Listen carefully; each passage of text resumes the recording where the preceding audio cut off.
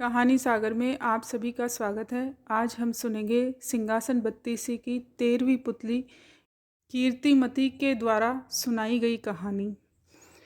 हर रोज की तरह जब राजा भोज सिंहासन पर बैठने के लिए आगे की ओर बढ़े, तभी सिंहासन से 13वीं पुतली कीर्तिमती प्रकट हुई और बोली कि राजन, सिंहासन पर बैठने से पहले मुझसे विक्रमादित्य की एक कहानी सुन लो। और उसने जो कहानी सुनाई वह इस प्रकार थी। एक बार राजा विक्रमादित्य ने एक महाभोज का आयोजन किया।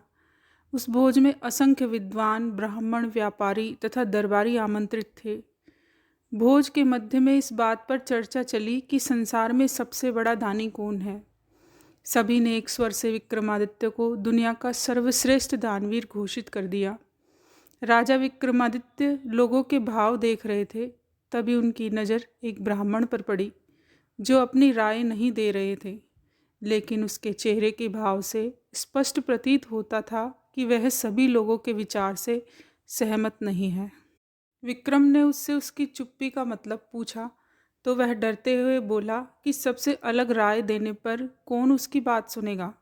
राजा ने उसका विचार पूछा तो वह बोला कि असमंजस की स्थिति में पड़ा हुआ है। अगर वह सच नहीं बताता तो उसे झूठ का पाप लगता है और सच बोलने की स्थिति में उसे डर है कि राजा का कोपभाजन बनना पड़ेगा। अब विक्रमादित्य की जिज्ञासा और बढ़ गई। उन्होंने उसकी स्पष्टवादिता की प्रशंसा की तथा उसे निर्भय होकर अपनी बात कहने को कहा। तब उसने कहा कि महाराज विक्रमादित्य बहुत बड़े दानी हैं, यह बात सत्य है, पर इस भूलोक पर सबसे बड़े दानी नहीं। यह सुनते ही सब चौंक गए। सबने विस्मित होकर पूछा कि ऐसा कैसे हो सकता है।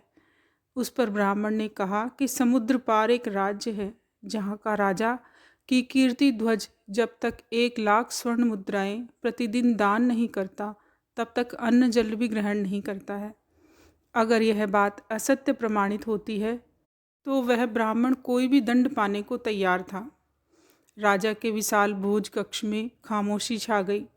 ब्राह्मण ने बताया कि कीर्ति ध्वज के राज्य में कई दिनों तक रहा और प्रतिदिन स्वर्ण मुद्राएं लेने के लिए गया।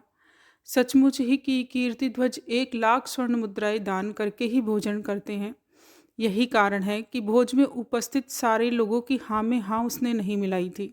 विक्रमादित्य ब्राह्मण की स्पष्टवादिता से बहुत प्रसन्न हुए। उन्होंने उसे पारितोषिक देकर सादर विदा किया। ब्राह्मण के जाने के बाद राजा विक्रमादित्य ने साधारण वेश धरा और दोनों बेतालों का स्मरण किया।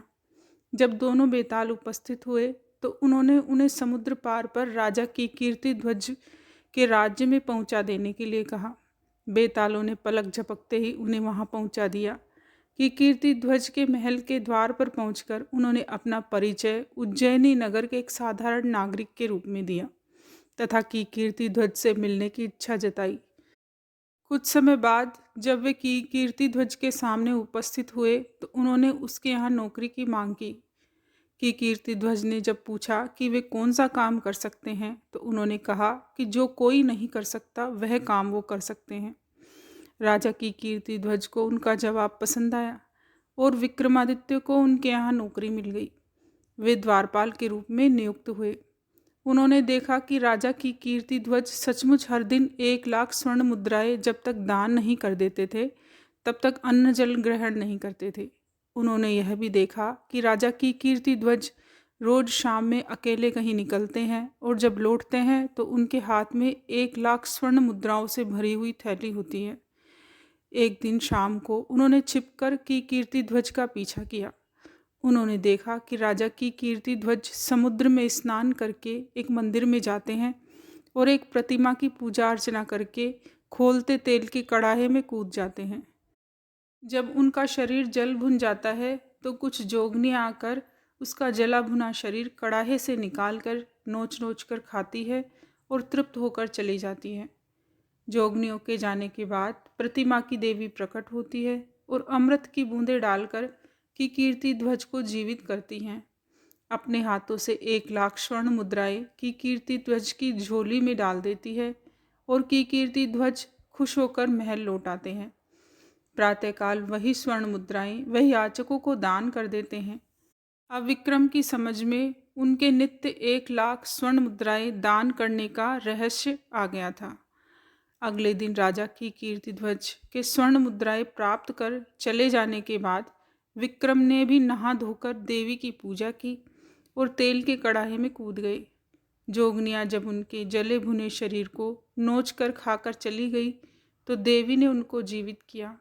जीवित करके जब देवी ने उन्हें स्वर्ण मुद्राएं देनी चाहिए तो उन्होंने यह कहकर मना कर दिया कि देवी की कृपा ही उनके लिए सर्वोपरि है। यह क्रिया उन्होंने 7 बार दोहराई। 7वीं बार देवी ने उनसे बस करने को कहा तथा उनसे कुछ भी मांग लेने के लिए कहा। विक्रमादित्य इसी अवसर की ताक में थे। उन्होंने देवी से वह थैली ही मांग ली जिससे स्वर्ण मुद्राएं निकलती थी। जो ही देवी ने वह थैली उन्हें सौंपी कि चमत्कार हुआ। मंदिर, प्रतिमा सब कुछ गायब हो गया। अब दूर दूर तक केवल समुद्र तट ही दिखाई देता था।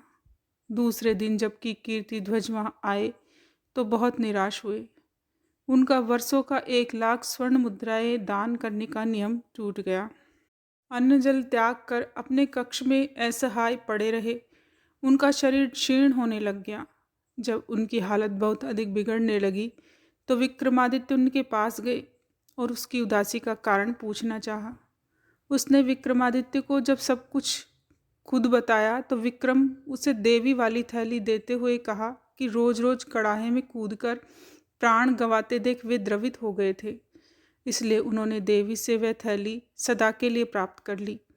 वह थैली राजा की कीर्तिध्वज को देकर उन्होंने उस वचन की भी रक्षा कर ली जो देकर उन्हें की कीर्तिध्वज के दरबार में नौकरी मिली थी। उन्होंने सचमुच वही काम कर दिखाया जो कोई भी नहीं कर सकता था। राजा की कीर्तिध्वज ने उनका परिचय पाकर उन्हें सीने से लगाते हुए कहा कि वे सचमुच इस धरा पर सर्वश्रेष्ठ दानवीर हैं, क्योंकि उन्होंने इतनी कठिनाई के बाद प्राप्त स्वर्ण मुद्रा प्रदान करने वाली थैली ही बेझिझक होकर दान कर डाली, जैसे कोई वह तुच्छ चीज हो। यह कहानी सुनाकर कीर्तिमती बोली कि हे राजा भोज, अगर आप विक्रमादित्य की तरह दान प्रिय हैं तो आप इस सिंहासन पर बैठने के अधिकारी हैं, अन्यथा नहीं। यह कहकर पुतली चुप हो गई। अगर आपको यह कहानी अच्छी लगी तो हमारे वीडियो को लाइक करें, कमेंट करें और सब्सक्राइब करना ना भूलें। धन्यवाद।